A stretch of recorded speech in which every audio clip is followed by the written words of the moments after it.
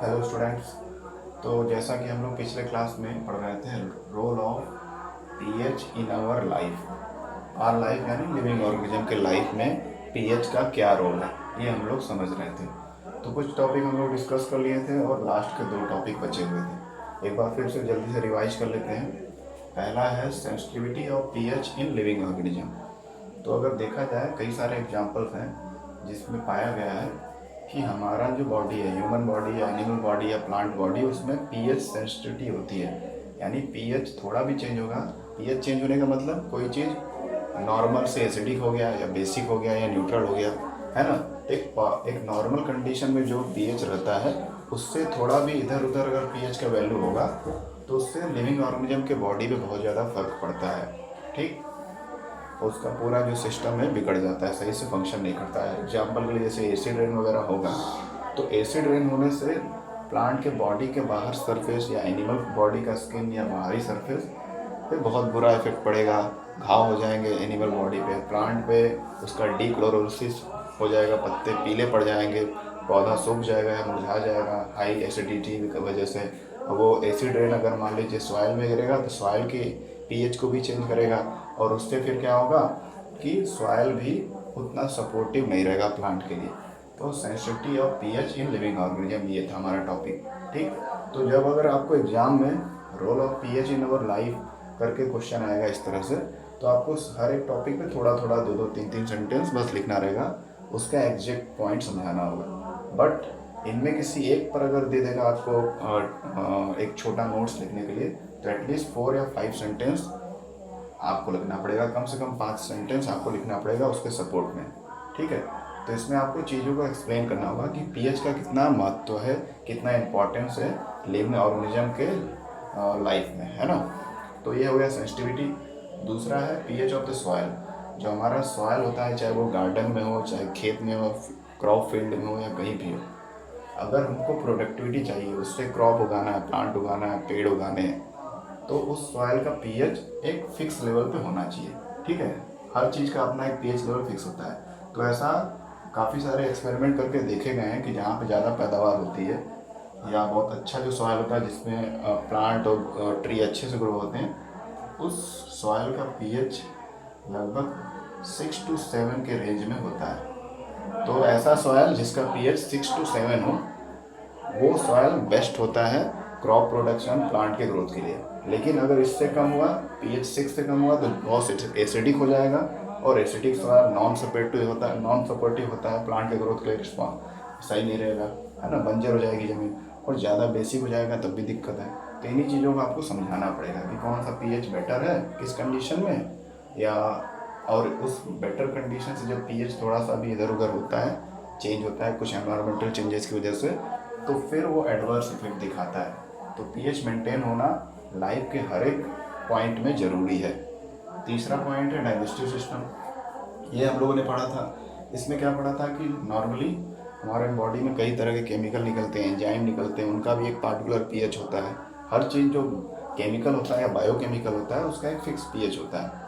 ठीक है, जैसे ह्यूमन बॉडी का पीएच जो होता है वो 7.4 से लेके 7.8 तक होता है। ठीक है, this is the pH value of human body.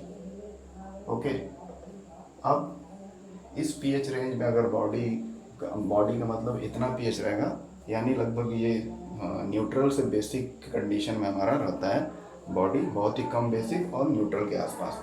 तो इस कंडीशन हमारा बॉडी नॉर्मल हेल्दी रहता है, सब कुछ सही रहेगा। लेकिन इस पीएच से थोड़ा सा कम हो जाएगा, यानी एसिडिक की तरफ हो जाएगा, एसिडिक हो जाएगा पीएच, या पीएच वैल्यू और ज़्यादा हो जाएगा, ज़्यादा बेसिक हो जाएगा, तो फिर हमारा जो डाइजेस्टिव सिस्टम है, जो पाचन क्रिया है, जो एंजाइम वगैरह काम करते हैं, उनका फंक्शन स्लो हो जाएगा और डाइजेस्टिव सिस्टम बिगड़ जाएगा। ठीक है, तो इसलिए यहाँ पर पीएच का बहुत इम्पोर्टेंट रोल है। जैसे हमारे बॉडी में ये एवरेज पूरे बॉडी का पीएच वैल्यू है, यानी कि हमारे ब्लड का पीएच 7.4 होता है। ठीक, और ब्लड ही हमारे पूरे बॉडी में, तो उसी को पीएच को पूरे बॉडी का पीएच माना गया है, और ये रेंज में लिया गया है, थोड़ा बहुत इतना होता है। लेकिन जब स्टमक में हम लोग जाते हैं, स्टमक की बात करें, तो वहाँ पे HCl निकलता है ना। हमारे स्टमक में HCl हाइड्रोक्लोरिक एसिड निकलता है, और उसका पीएच 5.5 या 6 के आसपास होता है ना, 6.0 तक। तो बहुत ज़्यादा एसिडिक नहीं होता। और उस एसिडिक कंडीशन, वो एसिडिक कंडीशन जो है काउंटर अटैक कर दिया जाता है, जो म्यूकस वगैरह स्टमक से निकलता है तो उस एसिड के प्रभाव को वो कंट्रोल करता है। ठीक, लेकिन बहुत ज़्यादा एसिड अगर पेट में बनेगा तो एसिडिटी की प्रॉब्लम होगी, हाइपर एसिडिटी। और उस कंडीशन में क्या होगा, तो हमको कुछ दवाएं लेनी पड़ती हैं, कुछ टैबलेट्स लेनी पड़ती हैं, ताकि हमारे पेट में जो एक्स्ट्रा एसिड बना है वो न्यूट्रलाइज हो जाए। उसको न्यूट्रल करना ज़रूरी है, क्योंकि लंबे समय तक एसिड हमारे स्टमक में रहेगा तो स्टमक के वॉल को, इंटेस्टाइन के वॉल को भी वो घाव कर सकता है, और पेट में दर्द, बहुत सारी समस्या होंगी। तो ये सारी चीज़ें क्यों हो रही है? पीएच में परिवर्तन की वजह से। पीएच में परिवर्तन क्या है? लगभग अगर एसिड निकलेगा तो इतना पीएच रहेगा, लेकिन लंबे समय तक ज़्यादा एसिड निकल गया तो पीएच का वैल्यू और डाउन हो जाएगा। और पीएच जब डाउन होगा तो फिर इस तरह की स्टमक एक, है ना, स्टमक एक यानी पेट में दर्द, या पेन इन स्टमक भी बोल सकते हैं, और इस तरह की समस्याएं होंगी। या अल्सर वगैरह हो जाएगा। अल्सर की तरह मतलब पेट के अंदरूनी वॉल में घाव हो जाएगा। अब इसको सही मतलब ये कंडीशन तक ना पहुँचे एसिडिटी का प्रॉब्लम, उसको स्टार्टिंग में ही क्या करेंगे हम लोग, कुछ ऐसे टैबलेट लेंगे जो इस एसिड को काउंटर अटैक करें, इसके प्रभाव को कैंसिल कर दें। यानी हमको कोई एसिड के खिलाफ एंटा एसिड यूज करना पड़ेगा, एंटा एसिड। ठीक है, एंड ऐसे सब्सटेंस या ऐसे केमिकल जिनको हम लोग एसिड के अगेंस्ट काम करने के लिए यूज करते हैं उनको एंटा एसिड बोलते हैं। और एसिड के अगेंस्ट काम कौन करता है? बेस। ठीक है, तो कुछ ऐसे बेसिक चीज़ें होती हैं जो हार्मफुल नहीं होती हैं, उनको हम लोग खाने पीने में एसिडिटी के प्रॉब्लम में यूज करते हैं, जैसे कि मैग्नीशियम हाइड्रोक्साइड, MgOH2, जिसको कि मिल्क ऑफ मैग्नीशिया भी बोलते हैं, मिल्क ऑफ मैग्नीशिया। ठीक है, ये सिरप और मेडिसिन वगैरह में होता है, जो एसिडिटी के केस में डॉक्टर सजेस्ट करते हैं कि उनको लेना चाहिए। और फिर क्या होगा, जैसे ही इसको खाएंगे तो कुछ समय बाद, घंटे 2 घंटे बाद, जो एसिड का मात्रा है वो काफ़ी कम हो जाएगा या न्यूट्रलाइज हो जाएगा इस दवा के खाने से, और एसिडिटी का प्रॉब्लम सॉल्व हो जाएगा। तो एसिडिटी की प्रॉब्लम कैसे हुई? जब पीएच काफ़ी लो हो गया, ज़्यादा एसिड बन गया, है ना। तो पीएच का इम्पोर्टेंस हम लोग बहुत सारे छोटे छोटे एग्जाम्पल से समझ सकते हैं। तो अभी तो हम लोग कुछ गिने चुने एग्जाम्पल देख रहे हैं, ओवरऑल पीएच पे ही सब कुछ डिपेंडेंट है, अगर हम लोग पीएच के पॉइंट ऑफ व्यू से सारी चीज़ों को समझें। दैट इज़ वाई हम लोग पीएच का रोल पढ़ रहे हैं यहाँ पर। ठीक है, तो ये हो गया डाइजेस्टिव सिस्टम की बात। अब उसके बाद हम लोग पढ़ रहे थे ये वाला, इसी पे हमारा पिछला वीडियो एंड हो गया था, pH change in tooth decay. अब टूथ डिके की बात की जाए तो जनरली आप पहले भी पिछले क्लासेस में, छोटे क्लासेस में पढ़े होंगे कि जब हम लोग कोई खाना पीना खाते हैं, बच्चे खाते हैं, तो खाने के कुछ पार्टिकल अच्छे से मुंह धोकर नहीं सोते हैं, तो ओवरनाइट 6-7 घंटे 8 घंटे में वो जो खाने के पार्टिकल हमारे टीथ में फंसे रहते हैं, वो बैक्टीरिया के प्रेजेंस में डिग्रेड होते हैं, डिकम्पोज होते हैं। और अधिकतर हमारे फूड का पार्ट जो होता है कार्बोहाइड्रेट या शुगर होता है, तो वो शुगर को कन्वर्ट कर देता है बैक्टीरिया एसिड में, और बाकी जो फूड के पार्टिकल हैं यानी प्रोटीन और अदर चीज़ें, उसको भी कुछ हार्मफुल चीज़ों में बैक्टीरिया कन्वर्ट कर देता है। इसलिए हमको बैड स्मेल आता है। जब हम लोग ब्रश नहीं किए रहते हैं और काफ़ी लंबे समय के बाद मुंह खोलते हैं तो बैड स्मेल जो आता है वो इसी वजह से आता है कि एसिड बन जाता है हमारे माउथ में, इसलिए खट्टापन हमको लगता है माउथ में। साथ ही साथ जो बैड स्मेल आता है वो इसलिए होता है कि बैक्टीरिया ने कुछ अदर मटेरियल, शुगर के अलावा भी जो चीज़ें हैं खाई थी हम लोगों ने, जो दांत में या मुंह में रह गई, वो किसी और हार्मफुल केमिकल में कन्वर्ट हो जाता है। दैट इज़ वाई वो बैड स्मेल आता है। तो उसके लिए हम लोग ब्रश करते हैं, माउथ फ्रेशनर लेते हैं ताकि वो स्मेल ख़त्म हो जाए। तो यही बात है कि फूड पार्टिकल जो बचा कुचा है उस पर बैक्टीरिया रिएक्ट करता है, और उसको फूड में मोस्टली शुगर यानी कार्बोहाइड्रेट की बात हो रही है, अदर चीज़ें भी डिकम्पोज करता है बैक्टीरिया, लेकिन उसको एसिड में कन्वर्ट करके और किसी फॉर्म में भी कन्वर्ट कर देता है, इसलिए बैड स्मेल भी आता है और खट्टापन भी आता है माउथ में। तो फूड में जो शुगर का पार्ट है उसको बैक्टीरिया कन्वर्ट कर देता है एसिड में। अब ये एसिड लंबे समय तक रहेगा, और जितना ज़्यादा गंदगी हमारे दांत में फंसा रहेगा, मतलब खाने के पार्टिकल फंसे रहेंगे, उतना ज़्यादा एसिड बनेगा। और ये एसिड हमारे जो टीथ है, हमारे जो दांत हैं, जो किसके बने हुए हैं? कैल्शियम मिनरल के, कैल्शियम मिनरल, कैल्शियम फॉस्फेट के बने होते हैं हमारे टीथ, यानी एक तरह का सॉलिड केमिकल है मिनरल है जो कैल्शियम से बना होता है, हमारा दांत। अब इस पे ये एसिड एक्ट करेगा, रिएक्ट करेगा, तो इस मिनरल को तोड़ने लगेगा। ठीक है, कैल्शियम फॉस्फेट Ca3PO4 का होल ट्वाइस, इसका बना होता है हमारा तित, कैल्शियम फॉस्फेट नाम के मिनरल का। ठीक है, तो जैसे ये एसिड बनता है बैक्टीरिया के द्वारा, ये धीरे धीरे क्या करता है, इसको पिघलाने लगता है, थोड़ा थोड़ा उसमें खुरदरापन आता है। ये एक साथ इकट्ठे नहीं होता है। लंबे समय तक हमारा गलत हैबिट हो जाएगा, ब्रश नहीं करेंगे और खाने के पार्टिकल मुंह में लगे हुए हैं छोड़ देते हैं, तो लंबे समय तक ऐसी लापरवाही अगर करेंगे, माउथ अच्छे से वॉश नहीं करेंगे, ब्रश नहीं करेंगे, तो ओवर द टाइम ये धीरे धीरे हमारे दांत को डिग्रेड करता है, कोरोड करता है।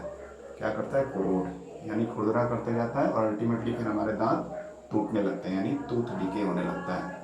ठीक है, तो ये क्यों हो रहा है कि मुंह हम लोग साफ नहीं करते हैं और बैक्टीरिया उस खाने को, बचे कुछ खाने को जो मुंह में है उसको एसिड में कन्वर्ट करता है, और वो एसिड हमारे दांत में जो मिनरल है जिससे हमारा दांत बना है, कैल्शियम फॉस्फेट और इस तरह के मिनरल, उसको कोरोड करता रहता है धीरे धीरे, और लंबे समय के बाद फिर हमारे दांत टूटने लगते हैं अगर हम लोग सही समय पर माउथ वॉश करना, ब्रश करना नहीं सीखेंगे तो। अब इसको कंट्रोल कैसे किया जा सकता है, यही समझना है। तो यहाँ पे देखिए पीएच में चेंज हो रहा है, यहाँ पे क्या हो रहा है, पीएच लो हो रहा है ना। यहाँ भी पीएच का रोल है। जब एसिडिटी होता है यानी एसिड बन रहा है किसी कंडीशन में, जैसे माउथ बन रहा है, तो एसिड बनने का मतलब पीएच लो, पीएच का वैल्यू लो, और बेस बनने का मतलब पीएच का वैल्यू हाई, जैसा कि हम लोग पीएच स्केल में पढ़े थे। ठीक, तो यहाँ पे पीएच लो हो रहा है। अब पीएच को हमको क्या करना है, न्यूट्रल करना है। अधिकतर हमारा जो बॉडी का पीएच होता है कितना होता है, 7.4 से 7.8 के आसपास, यानी अप्रॉक्सीमेटली न्यूट्रल और हल्का सा बेसिक, बहुत ही वीक बेसिक के बीच में इसका रेंज रहता है हमारे बॉडी के पीएच का। तो उतना ही हमको मेंटेन करना है। तो उसको मेंटेन के लिए क्या करते हैं हम लोग, टूथपेस्ट। ठीक है, अब टूथपेस्ट जो होता है हमारा बेसिक सब्सटेंस होता है। क्या होता है, बेसिक। टूथ में जो भी मटेरियल होते हैं वो बेसिक होते हैं, है ना। इसको आप टेस्ट करके भी देख सकते हैं। टूथपेस्ट हमारा बेसिक होता है। अब टूथपेस्ट लेंगे और उसमें थोड़ा सा आप क्या करेंगे, हल्दी डाल देंगे, तो हल्दी रेडिश कलर का हो जाएगा। जैसे कि हम लोग वॉशिंग पाउडर वगैरह लेते हैं, वॉशिंग पाउडर में का घोल बना के उसको हल्दी में हल्का डालते हैं, तो हल्की हल्दी जो होती है, टर्मरिक होता है नेचुरल इंडिकेटर, वो रेड कलर में कन्वर्ट हो जाता है। सिमिलरली सेम पैटर्न ये टूथपेस्ट भी देगा। अगर आप टूथपेस्ट को भी चेक करेंगे तो टूथपेस्ट को अगर हल्दी में डालेंगे, टूथपेस्ट का थोड़ा सा घोल बनाकर हम लोग हल्दी में डालेंगे तो हल्दी भी रेड हो जाएगा, जो क्लियर इंडिकेट करेगा कि हमारा टूथपेस्ट जो है बेस से बना है। तो ये टूथपेस्ट हम लोग जो यूज करते हैं डेली, ये हम लोग बेसिक मटेरियल यूज करते हैं ताकि हमारे माउथ में जो भी थोड़ा मोड़ा एसिड डेली बन रहा है वो क्लीन होता रहे, है ना। तो ये हमारे माउथ में जो हल्का फुल्का एसिड डेली बनता होगा, है ना, भले पार्टिकल बहुत कम रहे या ना रहे, हल्का फुल्का एसिड बनता ही रहता है बैक्टीरिया के द्वारा। हल्का सा परत भी रहेगा खाने का तो उससे भी एसिड बनेगा, तो उसको ये क्लीन कर देता है by the process of neutralisation. ठीक है, तो टूथपेस्ट जैसे ही करते हैं, ब्रश करते हैं, तो माउथ में जितना भी एसिड रहता होगा वो टूथपेस्ट में जो बेस है उससे रिएक्ट करके एक न्यूट्रल प्रोडक्ट यानी सॉल्ट बना देता होगा, और हमारा माउथ या टीथ जो है क्लीन हो जाता है। ठीक है, तो इस तरह से ओवरऑल प्रोसेस होता है। अब जब टूथपेस्ट करेंगे तो हमारा पीएच क्या हो जाएगा, अप्रॉक्सीमेटली 7 के आसपास आ जाएगा, 7.1 7.2, यानी जो हमारा ओवरऑल एवरेज बॉडी का पीएच है उसके रेंज में आ जाएगा और सारी प्रॉब्लम सॉल्व हो जाएगी। तो पीएच का मेंटेन होना हर जगह ज़रूरी है। ठीक है, तो जब भी इस तरह के टॉपिक आपको आएंगे, इस पर शॉर्ट आर्टिकल लिखने को आएगा, तो यही सारी चीज़ों को आप समझाएंगे कि पीएच जब कम हो रहा है तो क्या होता है, और जब उसको नॉर्मल करना होता है तो हम क्या मेथड अप्लाई करते हैं। इन चीज़ों को पॉइंट वाइज 4-5 सेंटेंस में आपको समझाना रहेगा। ठीक है, ये इतना ही आपको समझाना है, बहुत ज़्यादा इससे ज़्यादा डिटेल में नहीं जाना है। ओके, तो ये हो गया हमारा पीएच इन टूथ डिके, कि पीएच चेंज से टूथ डिके कैसे होता है और उसको कंट्रोल कैसे कर सकते हैं टूथपेस्ट इस्तेमाल करके, जिससे पीएच वापस नॉर्मल हो जाता है। अब उसके बाद अगर देखें लास्ट टॉपिक हमारा फिफ्थ टॉपिक क्या है, pH help in self defence by animals and plants. बहुत सारे एनिमल्स और बहुत सारे प्लांट्स जो होते हैं अपना सेल्फ डिफेंस करते हैं, अपनी आत्मरक्षा करते हैं, अपनी सुरक्षा खुद ही करते हैं, तो उसमें पीएच का बहुत बड़ा रोल है। जैसे कि आंट्स, एनिमल्स की, छोटे इंसेक्ट्स की बात की जा रही है, आंट्स हो गया, बी हो गया या बीटल हो गया, ये सब छोटे छोटे मधुमक्खी, भौरे, आंट्स और इस तरह के जो एनिमल्स होते हैं या इंसेक्ट्स होते हैं, ये जब स्टिंग करते हैं, स्टिंग यानी डंक मारते हैं। स्टिंग करने के लिए क्या यूज करते हैं? Sting hairs. स्टिंग करने के लिए क्या यूज करते हैं? ये स्टिंग, अपने डंक मारने वाले जो ऑर्गन होते हैं उसको स्टिंग हेयर बोलते हैं। ठीक है, तो स्टिंग हेयर से स्टिंग करते हैं, डंक मारते हैं, और जैसे डंक मारते हैं क्या होता है हमको फील? पेन। कभी कभी ये डंक मारते हैं अपने आप को बचाव करने के लिए, हम लोग को उसको इधर उधर करते हैं, या कभी कभी ये हम लोगों को दुश्मन समझ लेते हैं और अपने आप को बचाने के लिए काट लें, या कभी हम लोग इनको डिस्टर्ब करते हैं तब ये काटते हैं। तो जहाँ पे भी ये स्टिंग करते हैं अपने स्टिंग हेयर की हेल्प से, तो वहाँ पे पेन होता है, बहुत ज़्यादा दर्द, और फिर उसके बाद स्वेलिंग होता है। अब ऐसा क्यों होता है? क्योंकि इनके स्टिंग हेयर में क्या होता है? एसिड होता है। ठीक है, वो कौन सा एसिड होता है? Formic acid. Formic acid. ठीक है, तो फॉर्मिक एसिड का फार्मूला HCOOH।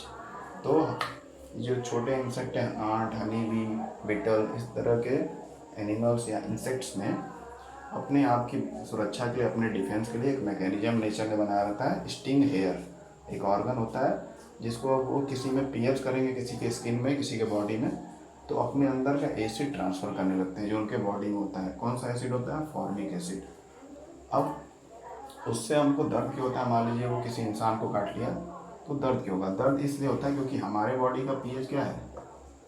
बार बार याद रख लीजिए, 7.4 है अप्रॉक्सीमेट, और उसको 7.8 तक माना गया है। इतना है हमारे बॉडी का पीएच।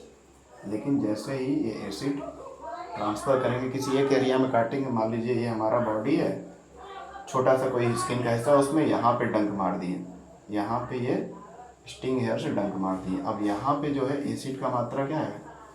बहुत ज़्यादा बढ़ जाएगा। एसिड क्या होगा? बहुत ज़्यादा बढ़ जाएगा। एसिड बढ़ जाएगा यानी पीएच का वैल्यू क्या हो जाएगा? लो हो जाएगा। जो हमारा ओवरऑल बॉडी का पीएच था उससे बहुत कम हो जाएगा, मतलब 6-5 तक आ जाएगा वैल्यू, जो 7 या 7 से ऊपर का होता है। तो जब पीएच लो होगा तो बॉडी के बाकी पार्ट से उस हिस्से का पीएच लो हो जाएगा, इसलिए हमको वहाँ पे एसिड का इफेक्ट ज़्यादा देखने को मिलता है और हमको पेन महसूस होता है, दर्द महसूस होता है। फिर उस जो एसिड है उसके खिलाफ लड़ने के लिए हमारा बॉडी क्या करता है? उसके खिलाफ लड़ने के लिए कुछ केमिकल्स निकालता है ना, और उन केमिकल्स से बचाव के लिए हमारा बॉडी स्वेल कर जाता है। लेकिन ये स्वेलिंग क्यों होता है? जब क्योंकि ये स्टिंग वाला जो एसिड है काफ़ी दूर तक फैल जाता है। अगर ये फैले ना तो स्वेलिंग वगैरह ना हो। ठीक है, तो इसको एक बार फिर से समझ लेते हैं कि ओवरऑल क्या है। जो भी इंसेक्ट्स हैं, आंट, बी, इस तरह के, वो स्टिंग हेयर से, जिसमें एसिड होता है, ट्रांसफ़र करते हैं, जैसे पियर्स करते हैं अपने आप के बचाव के लिए, अपने दुश्मन पे अटैक करते हैं।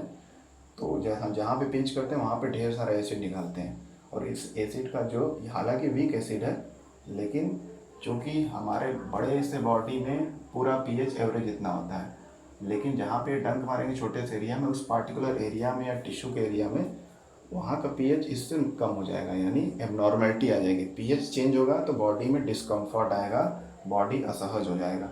तो वही चीज़ होता है कि एक पार्टिकुलर पॉइंट पे एसिड की मात्रा ज़्यादा होने से पीएच डिस्टर्ब हो जाएगा बॉडी का, और उस वजह से हमको पेन या दर्द महसूस होता है। और जैसे जैसे ये एसिड जो है ज़्यादा दूर तक फैलता है, हालांकि बहुत कम रहता है, तो जितना दूर भी फैलेगा वहाँ तक उसका स्वेलिंग इफेक्ट देखने को मिलता है। अब ये स्वेलिंग ना हो या दर्द जल्दी ख़त्म हो जाए, इसके लिए क्या तरीका अपना सकते हैं? ये तो पीएच लो हो गया जैसे ही डंक मारा हमारे किसी इंसेक्ट ने। अब इसको कंट्रोल करने के लिए क्या करेंगे? Baking soda. देखिए कहीं जा रहे हैं, बेकिंग सोडा वगैरह ये सब हमेशा रेडी रखना चाहिए। अगर कहीं जंगल में या इस तरह की जगह पे जा रहे हैं तो बेकिंग सोडा या इस तरह की चीज़ें रख लीजिए, क्योंकि ये सब मधुमक्खी या छोटे इंसेक्ट वगैरह ज़्यादा पाए जाते हैं। तो ये बेकिंग सोडा यानी सोडियम हाइड्रोजन कार्बोनेट या सोडियम बाइकार्बोनेट भी जिसको बोलते हैं, ये अगर आपके पास है तो जैसे ही किसी मधुमक्खी ने आपको हाथ पे या कहीं भी काटा तो आप थोड़ा सा बेकिंग सोडा लीजिए, हल्का सा ½ टी स्पून या उससे भी कम, और उसमें हल्का सा 3-4 ड्रॉप पानी मिला के उसको पेस्ट बनाइए तुरंत। और जहाँ पे भी मधुमक्खी ने काटा है उस वहाँ पे वो पेस्ट अप्लाई कर दीजिए। ज़्यादा दूर तक नहीं, हल्के से अप्लाई करिए। ये नहीं कि उसको रब करिए, जितना रब करेंगे आप उतना ही वहाँ का ब्लड, वहाँ का बॉडी का टेम्परेचर बढ़ेगा और वो एसिड फैलता जाएगा ब्लड में। तो रब नहीं करना है, मलना नहीं है जहाँ भी मधुमक्खी ने काटा है। और जितना जल्दी पॉसिबल हो, जितना जल्दी का मतलब है 5-10 मिनट, ये नहीं कि आधा 1 घंटा, 5-10 मिनट या 15 मिनट के अंदर अंदर या उसके पहले ही बेकिंग सोडा का आप क्या करें, पेस्ट जो है पानी में मिला के उस पॉइंट पर रख दीजिए। ठीक है। तो जैसे ही बेकिंग सोडा उस पोर से जहाँ पे डंक मार रहा है इंसेक्ट ने इंटर करेगा तो वहाँ के एसिड से रिएक्ट करके उसको न्यूट्रलाइज कर देगा, क्योंकि बेकिंग सोडा हमारा बेस होता है ना, एक तरह का बेस है। और ये जब ये जो एसिड निकला फॉर्मिक एसिड, इससे रिएक्शन करेगा तो उसको न्यूट्रलाइज कर देगा, उसके इफेक्ट को, सॉल्ट बन जाएगा। और जब सॉल्ट रहेगा तो सॉल्ट हमारे बॉडी में आयनाइज हो जाएगा और फैल जाएगा, और ओवरऑल पेन जल्दी ख़त्म होगा, दर्द नहीं होगा और स्वेलिंग का प्रॉब्लम भी नहीं होगा। लेकिन ये सही समय पर करने पे होता है। और दूसरा क्या तरीका है, अगर मान लीजिए आपके पास बेकिंग सोडा नहीं है और आप लेकर नहीं गए, तो उस केस में आप क्या कर सकते हैं, बेकिंग सोडा इन केस आपके पास नहीं है तो बहुत सारे बेस के ऑप्शन आपके पास होते हैं। जैसे टूथपेस्ट, कोई छोटा सा पेस्ट ले लिया आपने, टूथपेस्ट कोई 10 रुपये का आता है कुछ भी। अगर आपके पास कुछ नहीं है तो टूथपेस्ट खरीद के, टूथपेस्ट में भी बेस होता है, उसको हल्का सा लगा दीजिए जहाँ भी मधुमक्खी या इंसेक्ट ने काटा है, तो तुरंत वो भी राहत देगा और स्वेलिंग का प्रॉब्लम नहीं होगा, जो कि बहुत बड़ी समस्या होती है। क्योंकि स्वेलिंग जब हो जाती है तो काफ़ी टाइम लगता है रिकवर करने में बॉडी, कुछ मतलब 5 दिन 6 दिन या हफ्ता भर लग जाता है वो नॉर्मल होने में। तो इन सब प्रॉब्लम से निपटने के लिए हमारे जो पीएच लो हो गया है इंसेक्ट के काटने से या डंक करने से, उसको पीएच को वापस नॉर्मल लाना है। तो उस केस में हमको क्या करना पड़ेगा, कोई बेसिक चीज़ वहाँ पे अप्लाई करना पड़ेगा, जैसे टूथपेस्ट, बेकिंग सोडा का सलूशन या पेस्ट, इस तरह की चीज़ें अप्लाई करनी पड़ेंगी। तब जाकर वो हाई एसिडिटी जो हुआ है उस पार्टिकुलर एरिया में वो सही हो जाएगा। ठीक है। तो ये हो गया पीएच का रोल। और यहाँ पे फिर टूथपेस्ट लगाने से न्यूट्रलाइज हो जाएगा हमारा वहाँ का एरिया और पीएच फिर से बढ़ जाएगा, यानी 7 या 7 से ऊपर हो जाएगा और हमारा बॉडी नॉर्मल हो जाएगा। ठीक है। तो ये रोल ऑफ पीएच था। और सभी केसेस में आपने देखा कि कोई पीएच बढ़ रहा है, घट रहा है, तो उससे बॉडी में डिस्कम्फर्ट हो रहा है। जब पीएच इस रेंज में आ जा रहा है तो कोई समस्या नहीं हो रही है। तो पीएच का एक फिक्स वैल्यू होना सभी के लिए ज़रूरी है, और उसमें फ्लक्चुएशन होना बहुत सारे तरह की समस्या क्रिएट करता है। ठीक, ये हो गया। अब पीएच के रोल के बाद हमारा अगला टॉपिक है, हमारा अगला टॉपिक क्या है देख लेते हैं। सॉल्ट, ओके, ये सब हो गया। सॉल्ट्स के बारे में थोड़ा सा पढ़ लेते हैं। ओके, जल्दी से। सॉल्ट क्या होता है, सॉल्ट कैसे बनता है, जब एसिड और बेस रिएक्ट करता है ना। जब एसिड बेस से रिएक्ट करता है तो बनता है सॉल्ट और वाटर। ठीक है। और इस रिएक्शन को क्या बोलते हैं हम लोग, जब एसिड और बेस आपस में रिएक्ट करते हैं और सॉल्ट और वाटर बनाते हैं, तो इस रिएक्शन को हम लोग बोलते हैं न्यूट्रलाइजेशन रिएक्शन। न्यूट्रलाइजेशन रिएक्शन, है ना, क्योंकि यहाँ पे न्यूट्रल प्रोडक्ट बनता है सॉल्ट, लेकिन हमेशा न्यूट्रल प्रोडक्ट नहीं बनता है, ये बात ध्यान देने वाली है। ठीक है। मोस्ट ऑफ द केसेस जो सॉल्ट रहता है न्यूट्रल रहते हैं, लेकिन सभी सॉल्ट न्यूट्रल नहीं होते हैं। ठीक। तो ओवरऑल सॉल्ट का डेफिनेशन बोल देंगे कि salt is made when acid and base react with each other, है ना। या फिर बोल सकते हैं salts are made by the process of neutralisation reaction in which acid react with base. ठीक, इस तरह का डेफिनेशन लिख सकते हैं। टाइप ऑफ सॉल्ट की बात करें, टाइप ऑफ सॉल्ट, तो सॉल्ट के कई सारे टाइप हैं। अभी आपको ज़्यादा डिटेल में नहीं जानना है, बस हल्का नेम जान लीजिए। पहला न्यूट्रल सॉल्ट, न्यूट्रल सॉल्ट। दूसरा एसिडिक सॉल्ट। तीसरा बेसिक सॉल्ट। चौथा क्या होता है, कॉम्प्लेक्स सॉल्ट। ठीक है। इस तरह के कई सारे टाइप्स होते हैं। न्यूट्रल सॉल्ट का मतलब जब जो एसिड और बेस रिएक्ट करेंगे वो दोनों या तो स्ट्रांग होंगे या दोनों वीक होंगे, मतलब एक दोनों ही एक क्षमता वाले रहें, दोनों स्ट्रांग रहें या दोनों वीक रहें। ऐसे केसेस में जो रिजल्ट होता है वो हमेशा न्यूट्रल सॉल्ट बनता है। और न्यूट्रल का वैल्यू कितना होता है पीएच स्केल पे 7 होता है ना। तो न्यूट्रल सॉल्ट हमेशा पीएच वैल्यू 7 देता है। एसिडिक सॉल्ट में क्या होता है, जब एसिड ज़्यादा स्ट्रांग हो और बेस थोड़ा वीक हो, तो जब उन दोनों के बीच में रिएक्शन होगा तो सॉल्ट तो बनेगा, लेकिन कैसा बनेगा, एसिडिक बनेगा, क्योंकि एसिड स्ट्रांग था और बेस वीक था। तो इस केस में पीएच वैल्यू जो होगा वो क्या होगा, सॉरी 7 से कम होगा, है ना, 7 से कम होगा। 7 से कम यानी 6, 5, बहुत ज़्यादा एसिडिक नहीं होगा। ओके। उसके बाद बेसिक सॉल्ट में, बेसिक सॉल्ट का मतलब है एसिड बेस के रिएक्शन में बेस थोड़ा सा ज़्यादा स्ट्रांग होगा और एसिड थोड़ा सा वीक होगा। तो इस केस में जो सॉल्ट बनेगा वो बेसिक सॉल्ट बनेगा, यानी यहाँ पर पीएच का वैल्यू मोर देन 7 होगा, 7 से ज़्यादा होगा, इसलिए इसको बेसिक सॉल्ट बोलते हैं। हालांकि सभी रिएक्शन में एसिड बेस रहेगा और सॉल्ट और वाटर बनेगा। बस ये देखना है कि एसिड और बेस कैसे हैं, दोनों अगर स्ट्रांग हैं या दोनों वीक हैं तो हमेशा सॉल्ट न्यूट्रल बनेगा। लेकिन अगर कोई एक स्ट्रांग है एक वीक है तो उस केस में एसिडिक और बेसिक सॉल्ट बनेगा। जैसे एसिडिक में एसिड ज़्यादा स्ट्रांग रहेगा, बेस थोड़ा कम स्ट्रांग रहेगा, तो इन दोनों से मिलकर जो सॉल्ट बनेगा एसिडिक सॉल्ट बनेगा, उसका पीएच वैल्यू 7 से कम रहेगा। जब एसिड बेस में बेस स्ट्रांग रहेगा और एसिड वीक रहेगा उस केस में बेसिक सॉल्ट बनेगा, वहाँ पे पीएच का वैल्यू 7 से ज़्यादा रहेगा। और कॉम्प्लेक्स सॉल्ट ये आपको अभी पढ़ना नहीं, क्लास 12 में आप पढ़ेंगे। और कॉम्प्लेक्स सॉल्ट के एग्जाम्पल फिलहाल आपको समझ नहीं आएगा, बस इतना जान लीजिए कि ये रेंज होता है, ठीक है। तो ये न्यूट्रलाइजेशन रिएक्शन हो गया। और न्यूट्रलाइजेशन रिएक्शन से हमारे सॉल्ट्स बनते हैं, कुछ न्यूट्रल बनते हैं जिनका पीएच 7 होता है, और कुछ होते हैं जो एसिडिक और बेसिक होते हैं, और कुछ कॉम्प्लेक्स सॉल्ट भी होते हैं। ओके, ये सारी चीज़ें हो गई। अब उसके बाद क्या दिया है, हाँ ये हो गया। अब क्या बचा है, अच्छा और क्या कर सकते हैं इसमें,